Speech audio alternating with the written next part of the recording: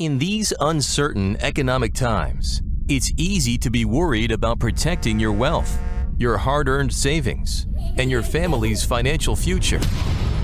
Plunging interest rates, the devaluating dollar, and political unrest constantly threaten what you have worked hard to earn and all that you own. That's why now it's more important than ever to protect your assets and have the money you need to make your dreams come true. Welcome to the Global Wealth Fortress Report with successful global entrepreneur and wealth preservation expert Joel Nagel. Joel's helped thousands of people just like you protect what you have so that you can make even more and make your every dream come true. So, sit back and enjoy Joel Nagel's offshore expert advice on how you can live the good life at a great price, where the sun never sets on your financial fortress.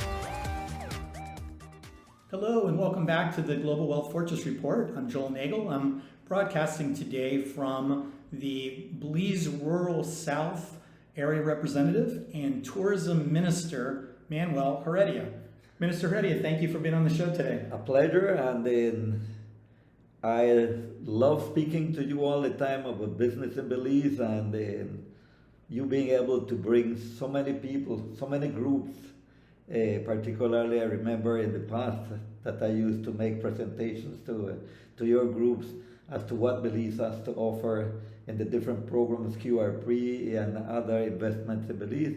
And today I'm very glad to be with you over here to share some of our ideas of the reopening of the Belize International Airport after being closed for a few months with our first pandemic and then the second pandemic. On the first one, it was a learning experience, not so easy for anyone. Particularly San Pedro was the first one to have the first COVID patient.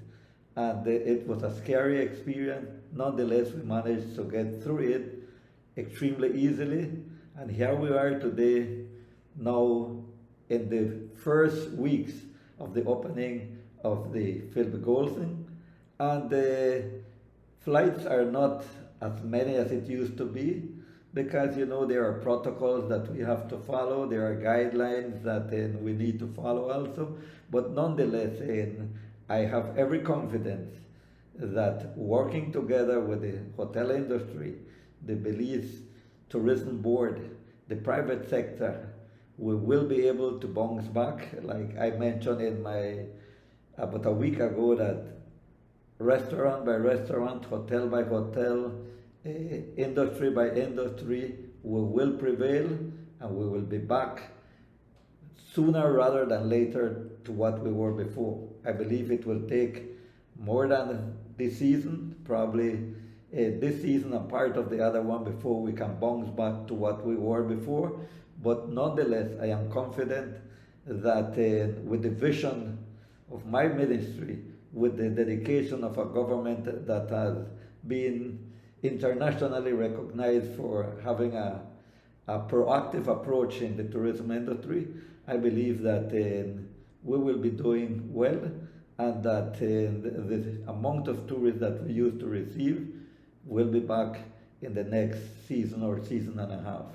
Well, that's really good to hear. I know when I came in, there was still a little bit more protocols. You were supposed to self-isolate, and I think you've now since done away with some of that. One thing that just 2 weeks ago that we considered as cabinet is that all our local Belizeans were allowed to move freely wherever they want. Yet the protocols for the arrival of the first tourists into Belize, it was too tough. I believe that they felt that they were confined like almost in a prison. So looking at what our Belizeans are allowed to do, we decided that it is obvious that people that are bringing the foreign exchange supposed to have equal opportunities as our Belizeans, and that is why we decided to relax some of the protocols that are there. We still are operating under the golden standards, but with the protocols being eased as much as possible. And I believe this will start to encourage more tourists to come to our country. And as we move along and things look and progress the way we want, I am sure that it will come a time when we will have our industry back to where we had it. Mm-hmm. Yeah, I know that the numbers were increasing year over year, and of course, the coronavirus threw a monkey wrench into that. If somebody's watching this and they'd like to come to Belize now, explain what they need to do. Well, what we usually have now at this point is when you arrive, there is the fast testing that is done. Then you can proceed with your local airlines, or if you wish to come by our water taxi. Yes, many tourists love to travel by sea. It can be done.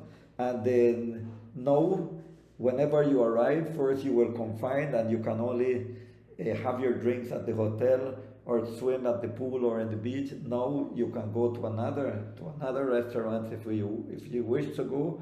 You can go to the bar restaurant that you prefer, which in the beginning you couldn't do those ones. So it is slowly coming to what we were before, and I believe it will happen sooner rather than later.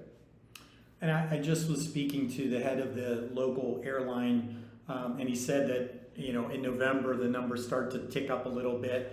I think a number of resorts are reopening in November. Maybe by U.S. Thanksgiving they'll be kind of back to at this point the number of hotels that have opened countrywide and under the golden standards is almost 200 of the hotels. So that is a good percentage of the overall number of hotels. It is mostly the smaller ones that cannot meet the criteria at this point that are not open. But I believe that as time goes by, you will see more and more qualifying and being able to open. And then I also believe that those in November, as our local airline manager says, it will improve, because it is November after Thanksgiving particularly is the time when you will see the first batch of the tourists, the bigger number of tourists starting to come. So we will really start to see what reaction it has whenever Thanksgiving comes along. We will see what the industry will be receiving. Well, I know, winter's definitely coming, in North America. Actually spoke to a fellow in Canada yesterday, and he said they got their first snow. So I'm sure that'll encourage more people to come here. Yes, and I was as Minister of Civil Aviation. I am glad to know also that WestJet will resume their flights in November also, which is good news also for Belize, because airlines, they were not flying for months, but slowly you will see it was just United and American Airlines. You will gradually see WestJet and hopefully in Air Canada and those starting to be back again. And that is the way with precautions, safety guidelines, abiding to the protocols, I believe that we can make it. Well, Minister, thank you for your time. I know you're in the middle of a busy re-election campaign, so I wish you luck with that. Thank you for taking the time to be on the show. And I can just say, having been through it myself, the entrance requirements were very easy. I got through them all in about 30 minutes, and I think the people here have been very, very warm and welcoming and happy to see. Thank you also, and on behalf of our Belizean people, on behalf of our new elected leader, we wish all our tourists come to Belize. You are welcome. The hospitality of our people are second to none. We love you all. And Mr. Nagel, we appreciate what you have done for Belize, and continue the good work as our ambassador. Continue that good work. Well, thank you, Minister. I think we're allowed to shake hands, right? Definitely. All right. Thanks for joining us, and we'll see you next time. Until then, I wish you health, happiness, and a wealth that can't be attacked by anyone else. I hope you'll join me here in Belize at your earliest opportunity. Thanks, and take care. Goodbye. Bye. Thanks for joining Joel Nagel and the Global Wealth Fortress Report, a whole new approach to asset protection and estate planning, so that now you can live the good life at a great price. where the sun never sets on your financial fortress.